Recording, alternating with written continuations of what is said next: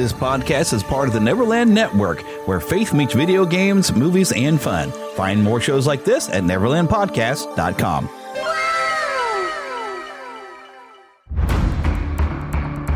From days long ago, from uncharted regions of the universe, comes a legend. The dream that came through a million years, that lived on through all the tears. It came here, the Fandom Nexus. Fabulous secret powers were revealed to our host as he plugged in his microphone. I have a podcast! Here he is, your Spider-Pan, Jeremy.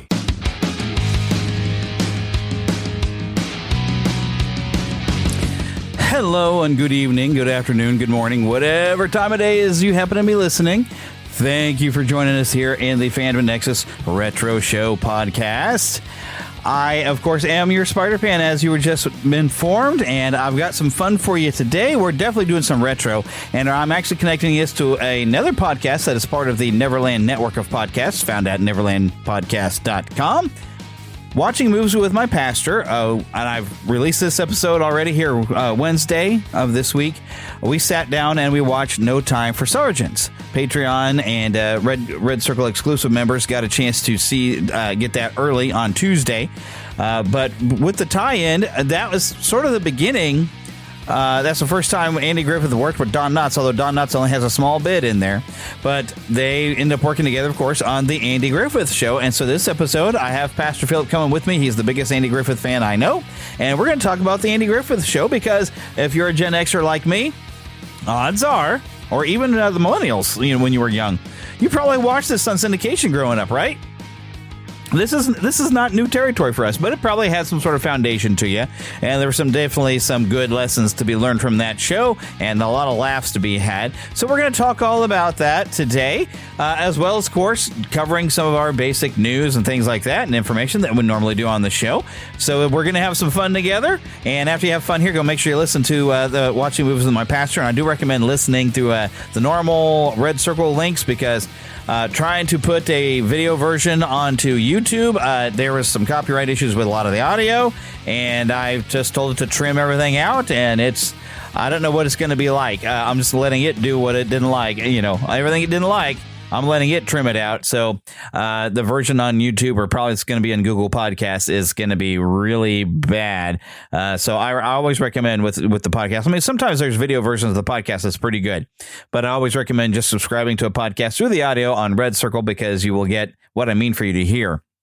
And, of course, if you are a member of Patreon or a Red Circle exclusive member, you get these episodes early. You get these episodes without ads. And also, of course, with Watching Movies with My Pastor, I do a watch-along version of it where you can kind of hear a little bit of the audio so you can kind of watch along with us and listen to the podcast as you watch the film, which hopefully you have a copy of it. It was actually on sale for $5 through a lot of streaming services. And I don't know how easy you could find a DVD of it, but I definitely got to recommend it. It was a fun movie, but I feel like I'm spoiling what you're going to find out if you listen to the Watching Movies with My Pastor podcast when we watch the movie, because you'll get our opinions, of course, on that as well. But all right, so the usual things before Phillip joins us. What have I been watching? Well, on Netflix, I've been talking about it. They have the Hulk Hogan Real American series. Docuseries that WWE produced and is on Netflix. I did sit down and watch that in entirely. My wife even sat and watched it and kind of liked watching it. And she's not even into wrestling or anything, but she enjoyed watching it. It's interesting. As a look at Terry Bollea, and I was familiar with a lot of the stuff. He struggled a lot through his life, and it wasn't until the end. And I kind of wish they could have played some of the clips from. I think it was either CBN. I think that sat down and interviewed him after his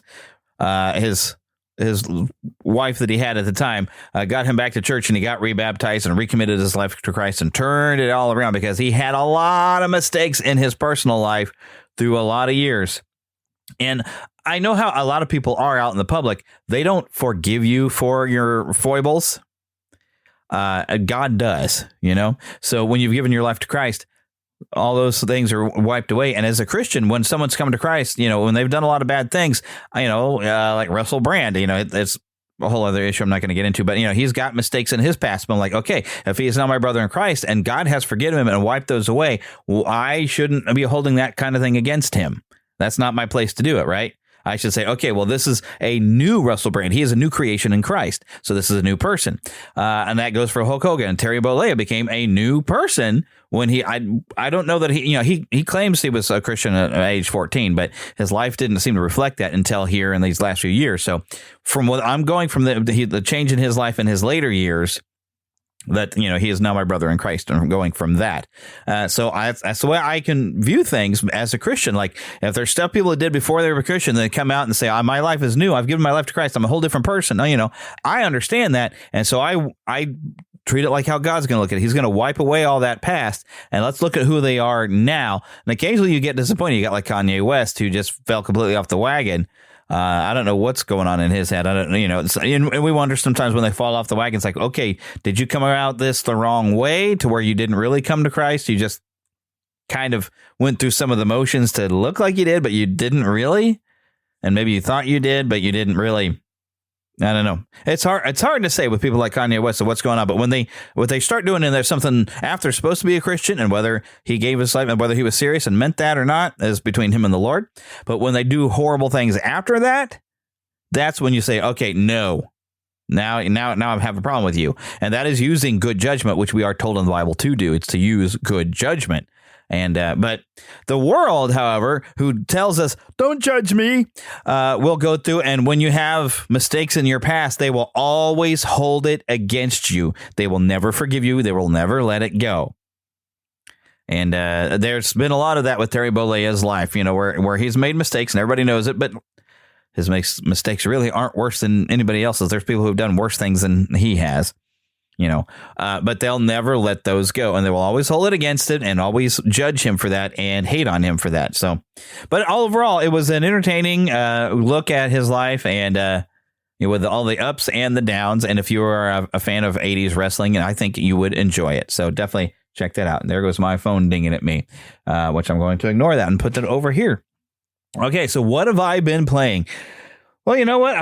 I guess it's a comfort game, but Stardew Valley, I keep sitting on that. I know I need to go through, and I kind of started like Resident Evil 9. I want to try to do the speed run where you try to do it under 4 hours.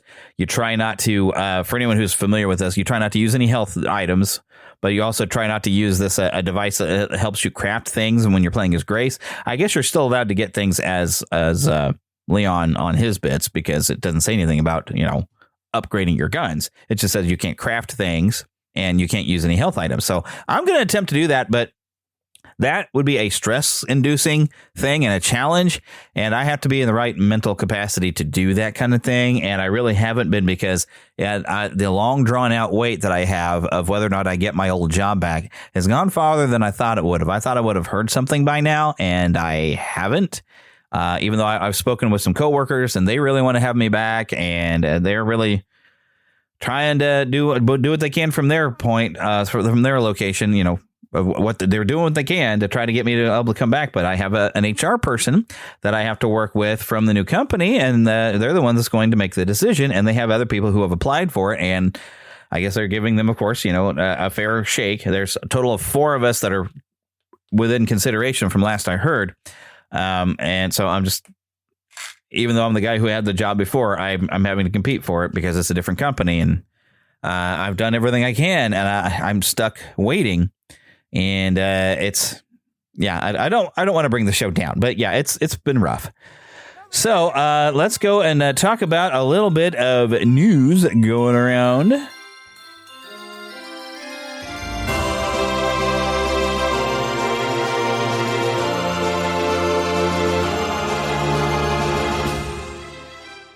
Spanning the Disney and Geek universe to bring you the best in comics, toys, movies, and entertainment.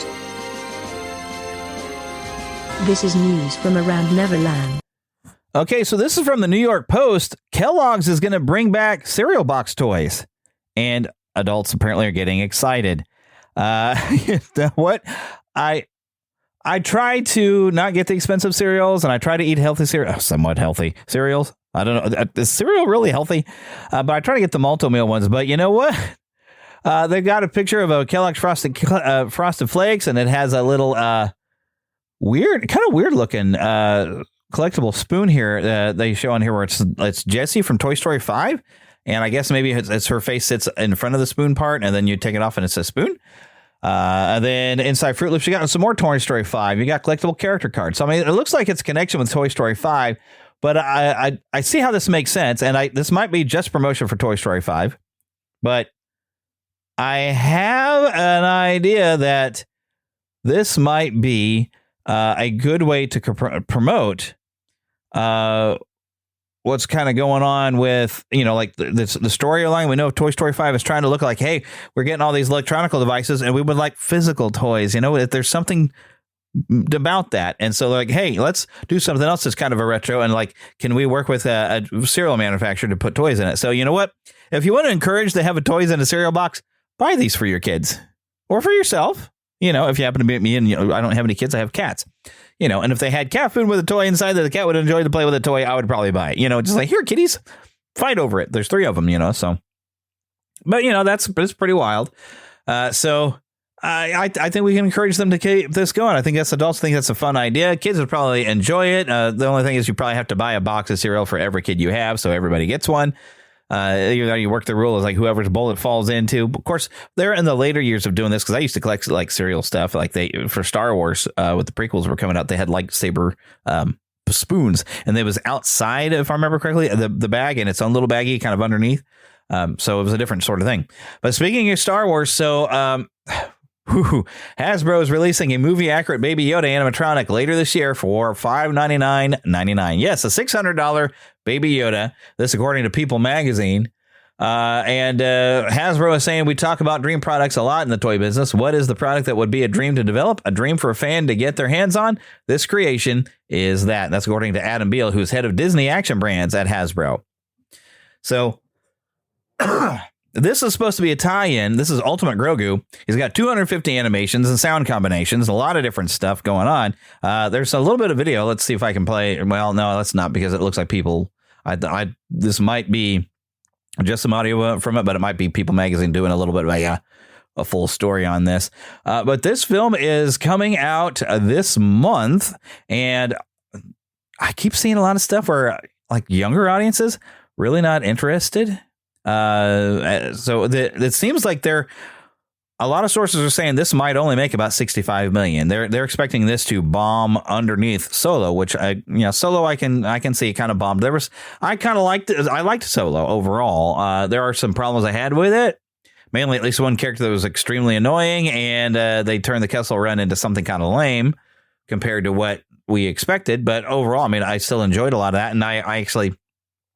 The changes they did to how Chewbacca was supposed to have been rescued by Han Solo or something from being a slave or something. I kind of liked that old story instead of what they turned it into, which I guess is now the canon because that's what they put in the movie. But so Solo was kind of a bomb, and this they expect to be worse. So I mean, I'm still thinking to go see it. I've kind of turned around with looking at some of the teasers. Like, you know what? It looks like fun. I'm going to go. I'm probably going to have some fun with it. So it might end up being terrible, but I don't know. The interest is apparently not there from the predictions, but we'll see. The predictions can be wrong. They are just that. They are predictions. But, that's what they're kind of counting on, people spending $600 on a Grogu toy. I got one I got it on sale. And it is, I'd say it's about the right size. It doesn't have all the animations that this one has, but I only had to buy it for like $20. I mean, I got a pretty good price, but you can feed him things and all this stuff, and it's fun. I usually don't have him switched on. He just kind of sits there over there with a lot of other Spider-Man toys and things, just kind of looking fun there. But I don't usually like turn them on to do stuff with it, but it is a really kind of a cute, fun little toy. So I would recommend maybe getting that one instead of $600 for it. I mean, I've got some expensive Aerith figures here on my desk, but $600, no, sir.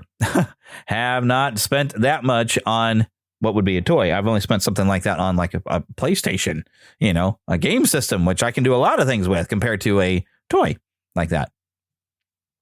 Especially one that's not really an imaginative toy. It does so much features. It does a lot of things, and it is very cool, but I'd like to see how well it sells, and it kind of depends probably on interest in this movie and in the character.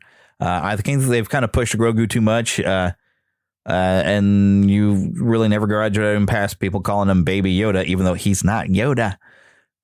whatever. But anyways, let's talk a little bit about Dubby. So if you go to neverlandpodcast.com, you'll find a big logo for Dubby. Dubby, if you need energy, playing video games, you don't want the jitters, you don't want all the caffeine and all the sugar and all that stuff. Dubby has drink mixes. You mix it with water. You can even buy bottles for it, all kinds of different flavors. Give the healthy energy you need from Dubby and use the discount code Neverland, which you can, if you just click on that link right there, that Dubby text right on neverlandpodcast.com, it's going to take you right there. It's going to apply the discount code, buy whatever you want, and I get a little bit of a kickback, so it helps out the show. So with that, I'm going to take a quick break, and when we come back, I'll be joined by Pastor Phillip. He-Man and the Masters of the Universe will be back right after these messages. So, you're running out of closet space. The good news? You don't need to stop shopping. You just need to start selling with The RealReal. The RealReal is the world's largest and most trusted resource for authenticated luxury resale. Whether it's that mini bag that can't even fit your phone or those boots you never fully broke in, The RealReal handles everything, from photography and copywriting to shipping and pricing. So you can just sit back, get paid, and make room for things that actually feel like you. And with 10,000 plus new arrivals every single day from top designers like Prada, Celine, Louis Vuitton, and Loewe, all for up to 90% off retail, you're bound to find something perfectly on brand to fill that extra closet space with. Plus, this May only, you can get an extra $200 to shop when you sell for the first time. Make room for what feels like you. Go to therealreal.com to start selling and get your extra $200 to keep shopping at therealreal.com. That's therealreal.com. Terms apply.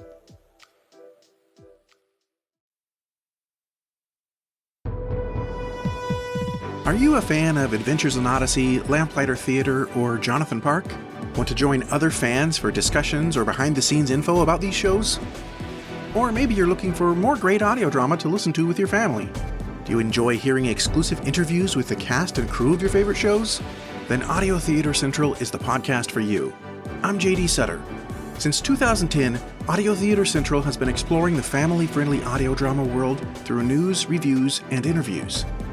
Join me and a rotating cast of co-hosts each month for another episode featuring the latest updates, in-depth reviews of new releases, and conversations with the actors, writers, directors, sound designers, and composers who create your favorite audio dramas. And maybe we'll introduce you to some great shows you've never heard of before. Find us at audiotheatercentral.com or in your favorite podcast app. That's audiotheatercentral.com. And now back to He-Man and the Masters of the Universe. Okay, so now I'm sitting here with Pastor Phillip. Hello. And of course, the reason why I had to do this now, I have mentioned, and I'm going to mention it again, I'm sure it's been mentioned previous in the podcast, I'm recording this before I record any other parts of this particular show, that we are doing kind of a tie-in with watching movies with my pastor. Yes. We were actually just watching No Time for Sergeants, which is Andy Griffith's first movie. Mm-hmm. And Don Knotts has got a small part in it, which is absolutely hilarious. Yeah. And we figured this was a good tie-in to what we're going to talk about with the Andy Griffith Show, which ran from 1960 to 1968 on CBS for 8 seasons, 249 episodes as a spinoff of the Danny Thomas Show. Andy Taylor first appeared there. And we were actually discussing this in the other show, that on the Danny Thomas Show is actually where this got started. Like the pilot episode was part of a Danny Thomas show. Yeah, it did. There was Andy Griffith. They had I'm trying to see which episode it was. I was right now looking at, well, you can look that up probably, but. Oh, I thought you had it. I thought it was knowledge that you had right off the top of your head. Right now I'm looking at my favorite episodes of Andy Griffith that I was. Oh, okay. But either way, the first episode was on a Danny Thomas show, and you've seen that episode though, right? Oh, it's really good.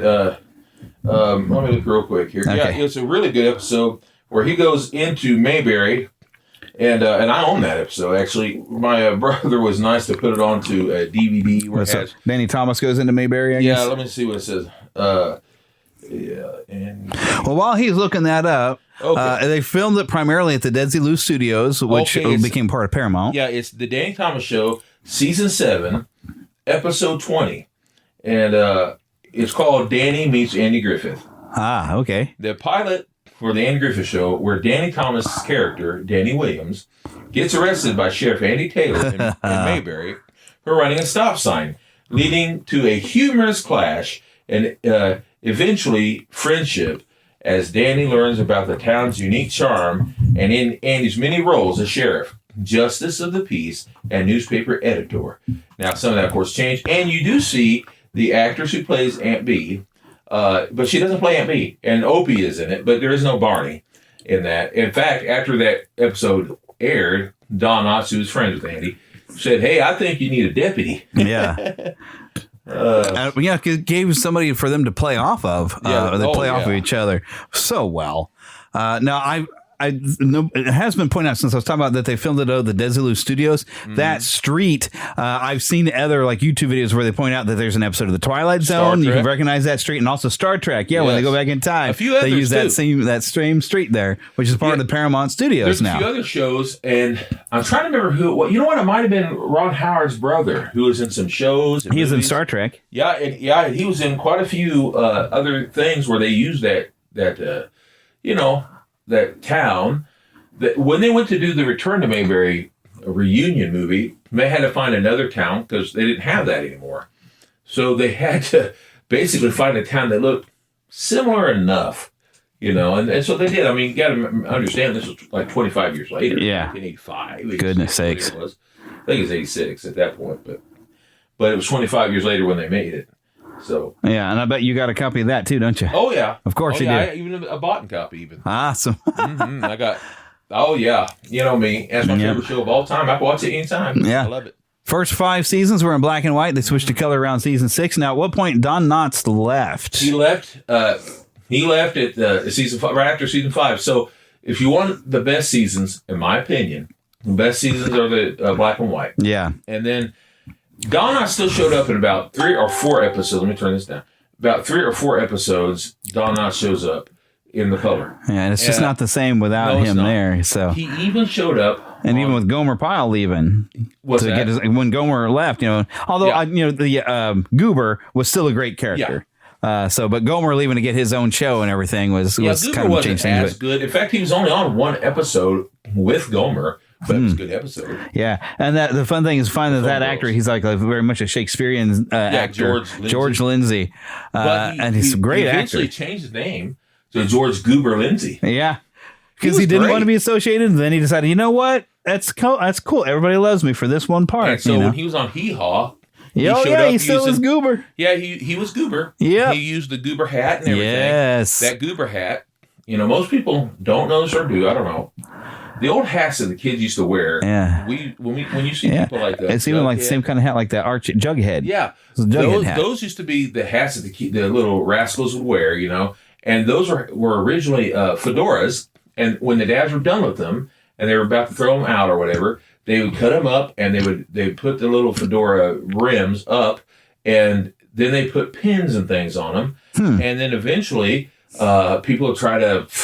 Through companies, start making their own, and then try to, you could buy pins in comic books and stuff for like a nickel, Oh, golly. But you could get like Casper pins, you know how it is. Well, that's kind of what we do. Like in my backpack, I've got pins I've gotten from other podcasts and stuff I put in my backpacks that I would take to convention and stuff. Used to do. Well, we used to do that on remember our jeans jackets back in the late 80s, early 90s? Oh, I was not cool enough to have a jeans jacket at the right time for that, I don't know that cool is right. I was poor. I was not cool. Yeah, so was I. I was one of the people that I saw the kids, they were rolling up their pant legs, and I said, you look like you're waiting for a flood on purpose. Yes, but I stole my brothers. I've outgrown some of my pants, but like when they rolled them up, I was like, that kind of looks stupid. 1988, 89, but that's not how you become one of the cool kids. I stole my brother's stuff. He was now too small, and I was only his size for like half a month. Gracious. My personal favorite episodes. Do you want me to tell those or? Well, we're getting there. Okay, we're getting there. I will lead the way. I am the host. Oh, sorry. I will get you there. Because I bet we're going to have some similar episode choices. Oh, yeah. But it was created by Sheldon Leonard, who also helped shape the tone of many classic sitcoms. Mm-hmm. Bill Cosby tells stories about Sheldon Leonard being his boss, and the way he talks and has a great story. Great, yeah. Now, the intro song was a famous whistling theme. It's called, of course, The Fishing Hole. That's right. It's composed by Earl Hagen, and that's actually Earl Hagen that's whistling it. Yeah. Which is kind of cool. Now, it says here in some of the notes that Andy Griffith hated singing, which is why they went with whistling set of lyrics. But I don't believe that. I don't think that's true, because Andy Griffith would sing in his stage show and his comedy. He sang and recorded albums and everything. But maybe they just didn't like the way it came out with him singing it. Well, then they didn't add lyrics to it up until the 1970s, early 80s, and a man put lyrics to it and called The Fishing Hole. So the lyrics weren't there before? No, they weren't there originally. And when they did put lyrics to it, they brought out an album. Oh, but were the lyrics written, but they've just not been recorded then? Oh, from what I understand, they didn't add the lyrics till later. So they were probably written later than too, you think? From what I okay. understand. That's from what you understand. All righty. It was the same thing with Bonanza. And when they did the Bonanza one, they got, what's his name? Lauren Green. It was Lauren Green, who was the father on Bonanza, and he sang it. Bonanza. Bonanza. And there's an entire song there. I think somewhere I've heard it. Yeah. And they had other people, like different other stars that could sing the Gilligan and all that. You know, they'd have the stars. The Skipper too. You know, it's kind of cool. And they'd have longer versions too. Yeah. And that's cool. They would have like usually famous people, not always. Sometimes just be the writers of it. Yeah, well, they still kind of would do that in the 80s because B.J. Thomas did like the theme for Growing Pains. Yeah, that's Show me that smile again. Show me that smile. Thanks a lot, man. You now it's in your head. In your head. I hate that song. The Zombies one. Okay, moving on. One of the actors who was on the Andy Griffith Show, Jeremy, you'll get a kick. The guy who always played the music man, by that I mean like the guy who was in charge of the choir and all. He's on a lot of episodes. But he ended up being the voice on most of the Super Friends and the Filmation and Hanna-Barbera. Yeah, when it wasn't this guy, it was Adam West. But this guy would be the voice of Batman on the cartoons. And it's really funny when I watch these episodes because of this guy who's on there, because I can't think of him as the Super Friends Batman, but it was him. Yeah. It's so funny. And, of course, Casey Kasem was always Robin. Right. But anyway, unless it was Burt Ward, which is very rare. Right. But anyway, it's kind of funny. A lot of these people on Andy Griffith went over to the Flintstones. And, you even have one episode where Floyd the Barber plays the guy on Flintstones. And the guy who would play Ernest T. Bass, he did a lot of voices. Mr. Ebob or Ba-ah on Jetsons. Eep, op, or aha. That means I love you. Yeah. These are like, if you go to watch the Flintstones or Jetsons, I can almost guarantee you that 1 out of every 5 episodes is an Andy Griffith person. Yeah. Well, especially the guy who played Otis the Drunk. Yes. I forgot his name now. I know what you're talking about. Because he was Owl, and he's Mr. Whitaker, the original one. And 1960. It's the same year. The first year that of Flintstones. That guy voiced so many characters. Oh, yeah. What a great year. Oh, my goodness. Some of the major casts that at least I have some notes on. Of course, you had Andy Griffith playing Andy Taylor. Mm-hmm. Now, these are not cited, and so I haven't necessarily confirmed all these, but some of the information I got was that he was expected to be the main comedic force, but he realized early on that Don Knotts was funnier than he was, so they shifted Andy into more of a straight man role, and that actually is why the show kind of worked better, because Andy made more sense to be like he's the sheriff, that he was the straight man one, and then Don Knotts could just do his thing. With humor. He was like, he would a lot of times push the humor, like if you were, Barney was like you're talking about Don Knotts, when Barney was the humorous personality, but Andy was like your dad or whoever who would push white funny, and that's what made it so great. And he could give you the moral of the story. Yeah, he was, because I think everybody has a father, an uncle, or somebody who they're not necessarily funny, but the way they do things is funny, and that's what made it so great. Or because they're teasing a lot. They're being teasers. He was the teaser, always teasing Barney. Yeah. Yuck, yuck, yuck, as Barney would say. Yeah. Well, Barney, because of playing Barney Fife, Don Knotts actually got 5 Emmys for that role. One for all 5 seasons he was there. He's one of the most decorated sitcom characters ever. Yes. But there's a note, and I don't have any notes to anything that confirms it, but it says that he left after season 5 due to there was a misunderstanding about the show ending. Yeah, Andy said that that he thought that was it, and because shows didn't always last that long. Because I think Barney was going on. He went on to go do some movies with Disney and whatnot. He had made some at the time, like Paramount and others wanted to make some movies, and he said, "Oh yeah." And then Andy goes, "I told you, don't make anything. It's not final yet. We don't know." And he goes, "Oh, I already signed it." And I think it was Paramount, though. I might be wrong about the company, but the first solo film he did, I mean, yeah, he did the Ghost. I mean, hello, Ghost of Mr. Chicken, that Apple was the Dumpling first Gang, solo film that he signed with the Shaky's Gun in the West. It was which is the first one? Incredible Mr. Olympic was the first one. That was the first one? But I want to say that was he did that during his break, like during the season. But honestly, some of the best ones, like Ghost of Mr. Chicken, was hilarious. Shaky's Gun in the West was great. There's a few others. I love them. They're really fun. What I love about those kind of movies and shows like Andy Griffith, you can just escape. Yeah. They're escapism. Yeah, it's just wholesome. It's just feel-good stuff. That's it. They don't have to be realistic. Yeah, and Ron Howard actually came to the show, started at age 6, and so Andy became kind of a mentor and a father figure for him off screen. And his dad was there too. Oh, well, of course, because you're 6-year-old, you're going to have your parents around. His dad would read him the script. Oh, yeah, because he probably wasn't a very good reader at 6 years old. Quite a few times, like he would just be like, let's say, a deputy or something, and he'd be a federal man, and his dad was an actor, see. Nice. So his dad would read it to him. And so was his little brother. And his little brother, he would play Leon, or Lee, or whatever you call him.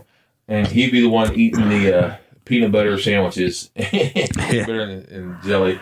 And then, of course, working still with Desilu and Paramount. His little brother was on an episode of Star Trek with a fake voice on there because he's supposed to be this all-wise alien that scares them to daylights and realize, oh, no, you humans are not so bad. So, yeah, come and meet me. And he's this little guy. He looks like a child. Yeah, they would do it. Oh, it's a scary episode, but then it's just suddenly weird. They made a weird. great duo pack when they made Playmates toys. They made a great duo pack of that. The giant creepy head? We'll say puppet. Supposed to be a puppet. And him. Oh, and wow. he had like a little seat he was sitting on. Oh. Yo, this sounds so horrible because I love Clinton. Oh, golly. But Clinton Howard was always kind of spooky looking. Yeah. And he usually plays kind of the Weirdsmobile. But even in Tango and Cash, he's there. He's Mr. Slinky. Yes. Oh, my gosh. He's even on Seinfeld playing a weird guy. Yeah. He's great. He had a good sense of humor. Yeah, he makes fun of himself. Yeah. And then, of course, Jim Neighbors is Gomer Pyle. He was supposed to actually have been a one-off character, but he got so popular, of course, they spun him off. And that's Jim Neighbors is one of the ones like I remember when I was a kid, and I think it's a Christmas album or something that Grandma had, and you'd hear him singing, and was a great singing, and like that can't be Jim Neighbors. It doesn't even because the way he golly, I mean, oh my goodness. Now, one of the inconsistencies in that show is there'd be an episode where he's singing operatic like that. Because that's how he really sang. And then you get to another episode and he's down his Gomer. Yeah. And you're like, this is not. But the show wasn't always consistent when it came to that kind of stuff. Well, the first couple episodes where Barney shows up, Barney's his cousin. Oh, yeah. And then after 2 or 3 episodes, they never mention that again. He's just a friend, Yeah. But he was a cousin originally. Well, that's going to lean right into the first one of some episodes I mentioned that were some favorite ones that I always remember. And it's called Gomer Citizen's Arrest, Season 4, Episode 11. That's great. Gomer insists on making a citizen's arrest on Barney for running a stop sign, which is a perfect reversal of Barney, who abuses his authority, and he kind of finally gets a taste of his own medicine. And Gomer's sincerity versus Barney's ego is just comedy gold. It's a good one. Well, that's Citizen's Arrest. Citizen's Arrest. The way Gomer would come charging out there, hollering that at him all the time. Oh, my goodness. This is rare. Very strange. I was looking at the list of best episodes that a lot of people talk about. I think it's the top 50, we'll say. Maybe not. But I think it's very funny. Well, pick out one of your 5 here. I got 2 favorites, and there's a lot. Well, start with one. Well, the first favorite is probably The Christmas Story. And that's your number one. You could have probably saved it for last. So that's right. Let's talk the Christmas one. That's a great one. Season 1, episode 11, right? Uh-huh. And then the second, I'll go to this next. Wait. Okay. One episode at a time. We're going back and forth. It's just funny how it just so happens to be that most of the favorites happen to be episode 11 of different seasons. Oh, well, that's so funny. Yeah. Because you mentioned episode 11 of season 4. Okay. Well, let's talk about the Christmas episode. Because we'll get chances. The Christmas episode is also where Margaret Carey is on there with her family. Right. She's on there Tinkerbell herself. Yeah, that's right. And they get locked in prison because the evil store owner just doesn't like them and all the stuff. Ben Weaver.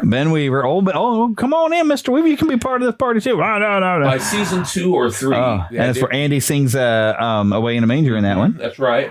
By season 2 or 3, they had different Ben Weaver, but he wasn't as good. Yeah, he's such a great little, and he's trying to be this mean villain, but he just wants to be part of the party, and he's lonely, but he just won't swallow his pride for most of the episode. He's a character actor who was on a lot of westerns and other things. He's an old man. Yeah, I just love the way Andy's just kind of smart and was like, "Oh, we just got to find ways to arrest you," and then old Ben Weaver's trying to get himself arrested so he can get locked up. Like he goes and knocks over a bench and says, "Well, that's not too. It's Christmas Eve, man. You don't worry about that, there, old man." It's a great one, and it's full of heart.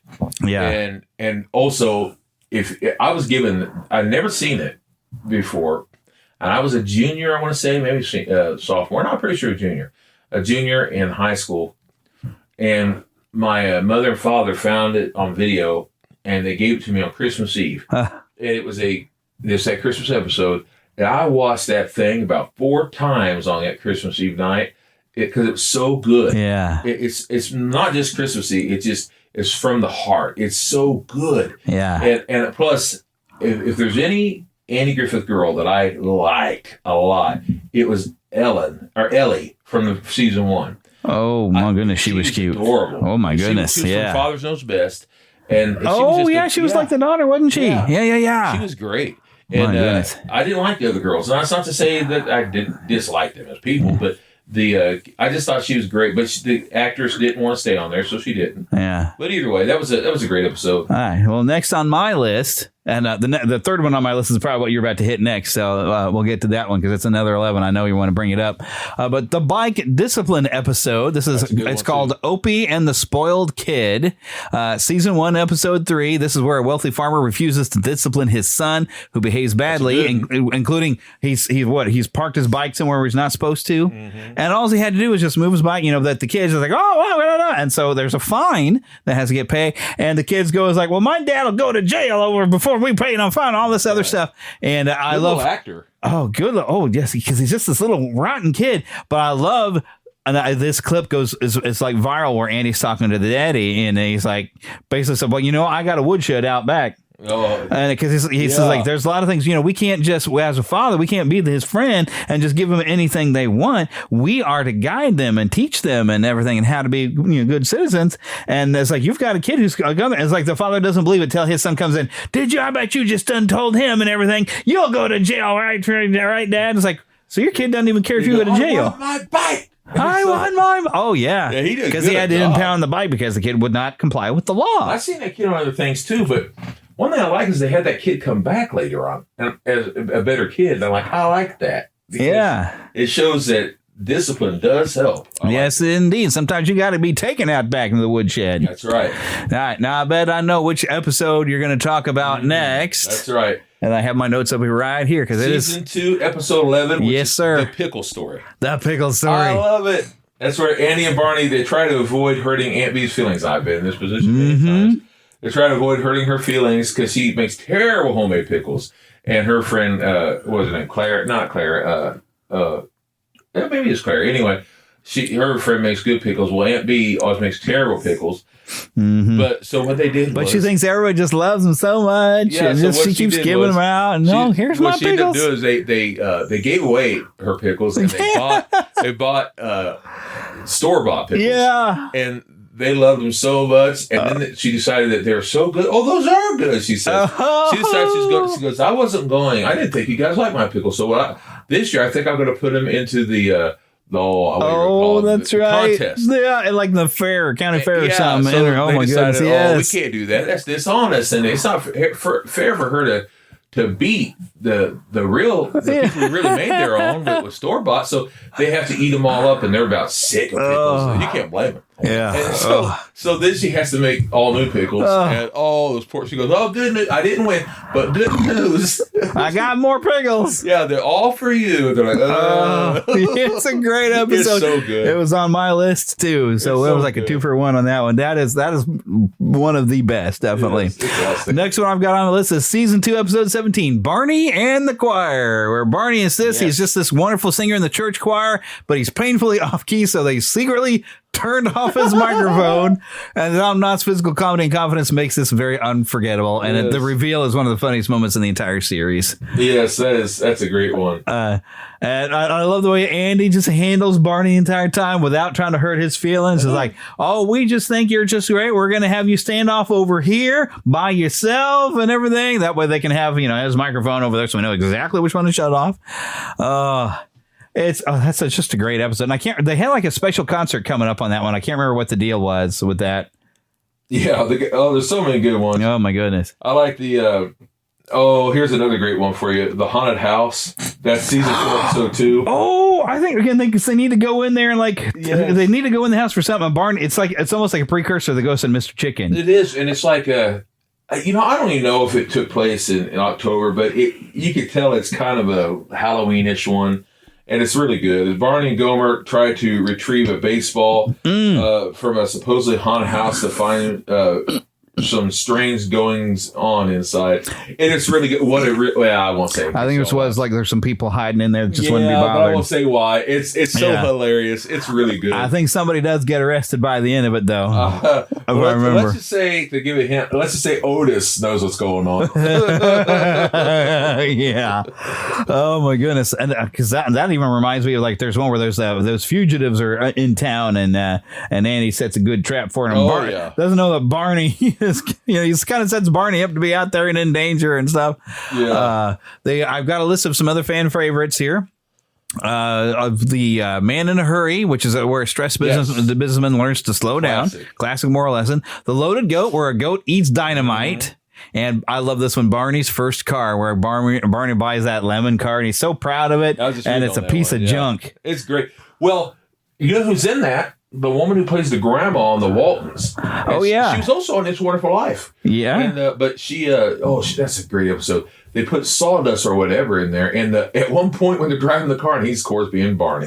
Like, you sit there, and you sit there, and I'll drive the car. And when he's driving, the little round part in the middle of the steering wheel comes coming up at him. Yeah. And they're playing music like a little snake from a snake, flute player. Anyway, it's funny. And it's completely unbelievable that would actually be coming up on the car. It's like, how in the world that's supposed to be happening? It's so good.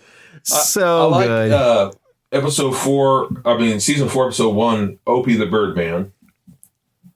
That was the one where Opie accidentally he gives a slingshot. And he accidentally kills a bird. Yeah, and he feels so bad over it. He has to. And what Andy does is such a good lesson.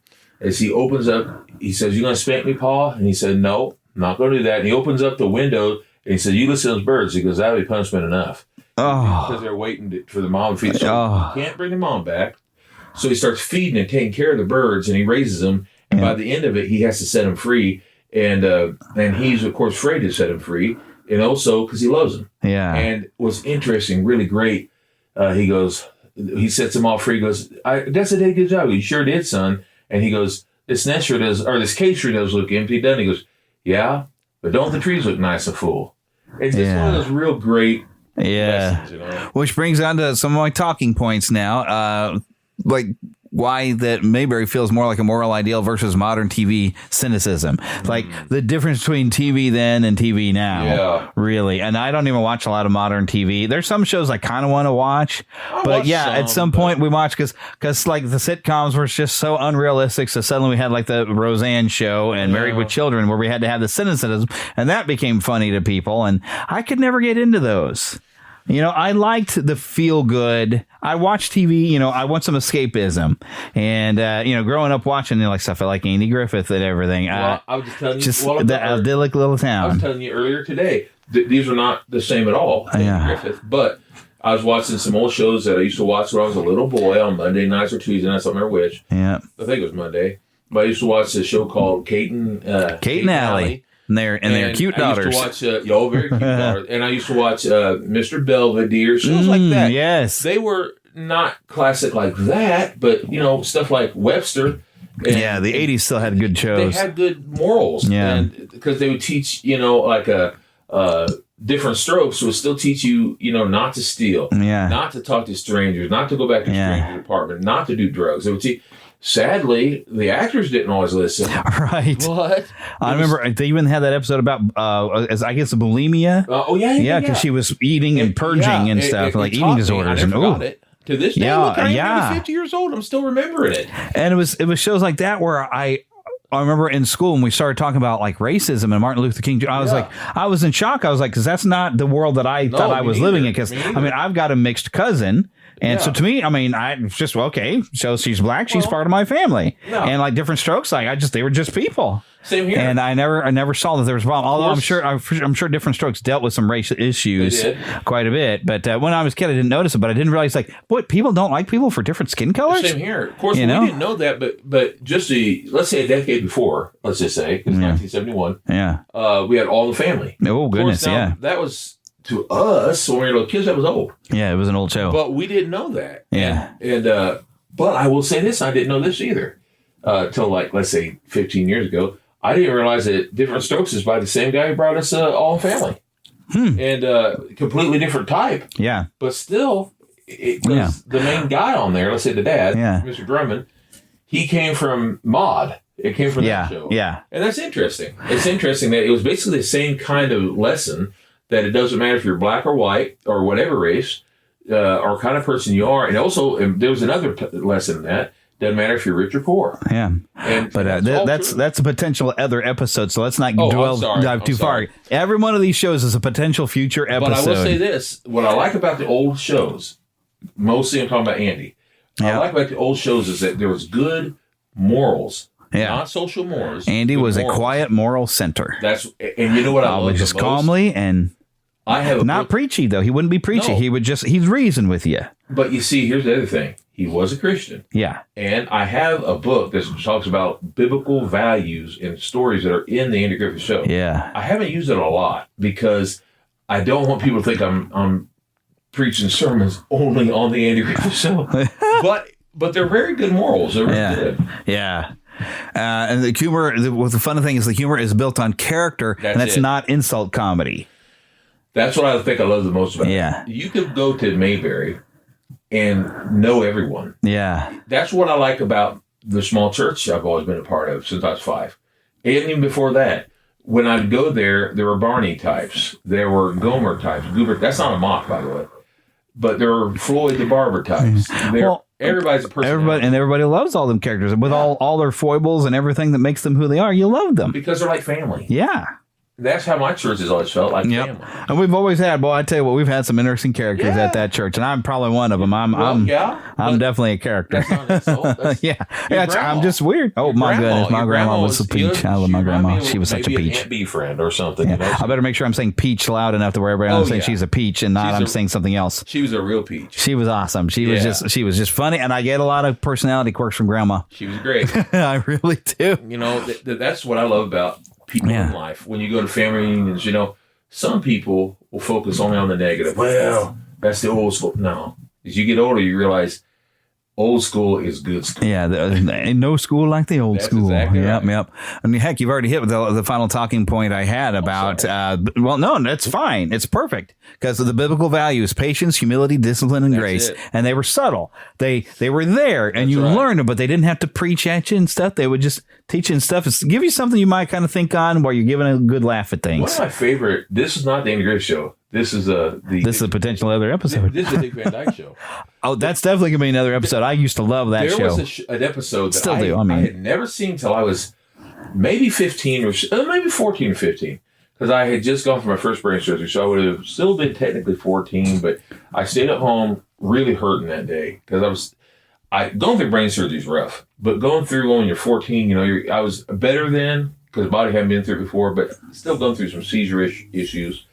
Well, I watched this episode they aired that day where it was one of those wonderful episodes where it's kind of like looking back because their kid was like, let's say 7 or 8 years old, and they was remembering whenever they had the baby. Yeah. And all this episode. I miss those where they'd have episodes where they'd flash back of the season, everything that's happened this season or something, I'm not even going to tell you the ending of it, but it deals with race, it deals with other humor and things. Mm-hmm. But they think that they misplaced the baby at the hospital. Oh no! It's so much fun, and I think I've seen that one. It sounds familiar. Doggone funny. Oh, gracious! And what's really great is Rob, because that's Dick Van Dyke's name. Yeah. Rob is trying to find a way to tell his wife we have the wrong baby. Oh no! So funny.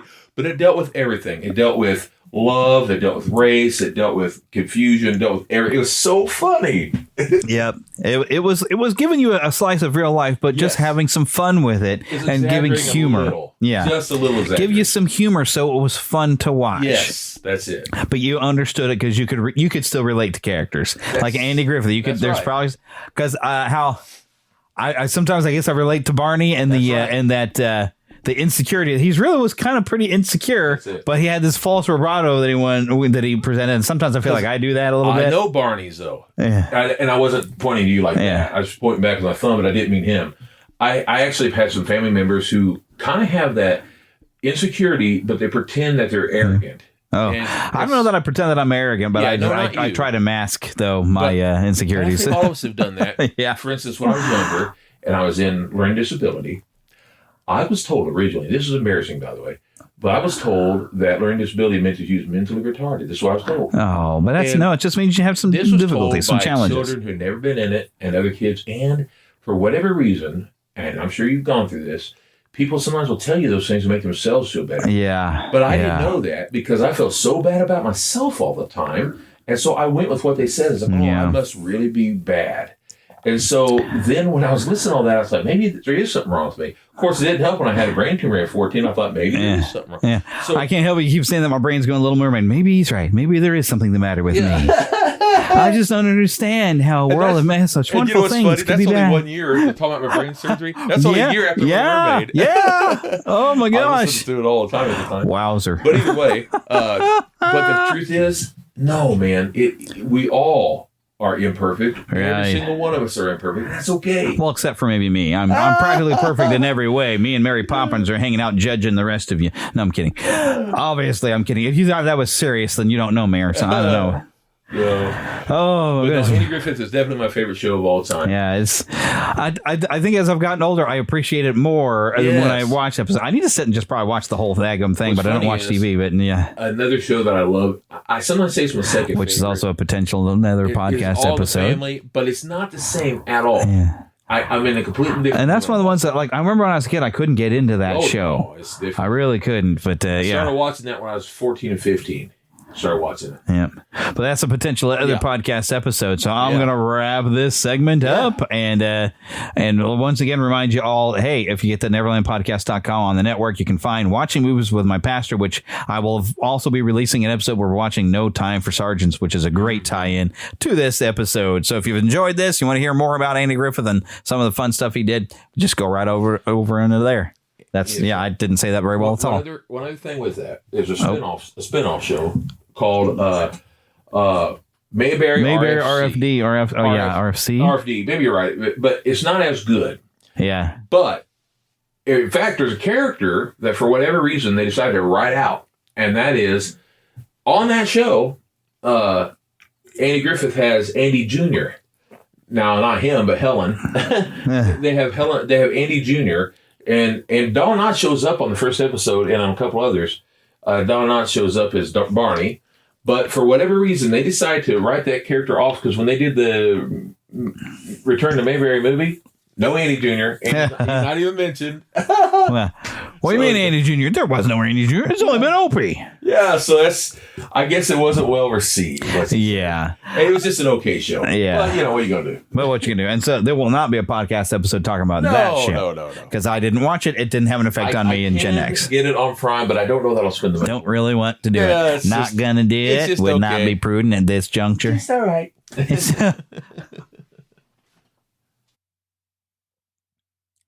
Alrighty, I do want to remind you all about Podgagement. There's a link for that at neverlandpodcast.com. That is Daniel J. Lewis's fantastic service. If you happen to have a podcast, you need some tools to make it successful. Podgagement has all the tools. You'll find that at neverlandpodcast.com. We also want to thank Karen Kennedy, Ricky Pope of Christian Orange Unite, and Darren Wilhite of the Wilhite and Wall Show for helping me out with the introduction to our show. Don't forget to email us, podcast at neverlandpodcast.com. We are on X as Neverland PCast. think I kind of post stuff about all of the podcasts on that particular page. On Facebook, we're under the Fandom Nexus. That's where you will find the page. Just hit like. You also can find the Facebook group. That is still under Neverland Podcast. So within that group, I can talk about all things within the network and a lot of other different fun stuff. And you can interact a lot more in the group, so it's more fun. Don't forget to check out the Fandom Gamer on YouTube. I need to post some more video. I don't know if I have anything finished right now. I need to play some more stuff that I haven't already posted up there. But that's where I share a lot of game video. Now, the games themselves might not be family friendly, but I am, so at least you have that. But I don't always talk in the videos. I sometimes I like to have a talking in there. Sometimes I don't. It depends on like what I'm watching, you know. So hopefully some of you enjoy hearing me talk over a game. But if you don't, that's okay. I won't do it. All right. Well, I'll do it sometimes. All right. I will admit. But yeah, okay. Anyways, but you can also donate. Don't forget patreon.com/Neverland Podcast. So you'll find links for that over at the website. Also, with Red Circle that I have all my podcasts on, there is an exclusive membership you can get where I do have the ad-free episodes other than me talking about some of our sponsors directly. But you can get it ad-free on Patreon. You can get those episodes early. So it's a highlight. It's a win-win for us both. It helps us all out. And if I've been a part of your life over the last like 12, 13 years, as long as I've been doing this, you want to keep the show growing, keep us alive. Even $5 a month helps me keep the lights on, help us build maybe some bigger projects in the future. You never know. No copyright infringement is intended. Copyright is held, of course, by the respective owners. Content is shared for review and commentary purposes under fair use license. And now, get lost in an adventure. And I will see you next time.